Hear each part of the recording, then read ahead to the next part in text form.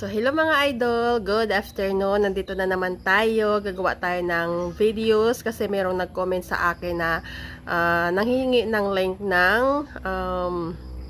application form para kumuha ng police clearance sa Korean Embassy. So, ang ginawa ko lang doon mga idol ay sinearch ko lang yung how to obtain police clearance in Korean Embassy. So, kapag na-search nyo yun mga idol, dadalhin kayo dun sa website and then doon nyo na rin makikita yung link para kayo maka-download ng application form para sa police clearance.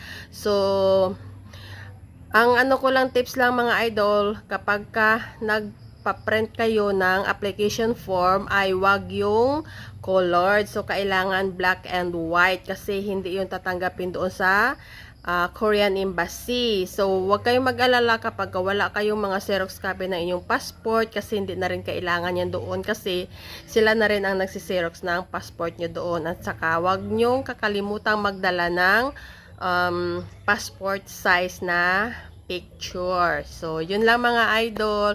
Kung meron pa kayong mga katanungan, mag-comment lang kayo dyan mga idol at sasagutin ko kasi bago talaga tong kinuha ko last month lang August, ngayong 2025. So, thank you!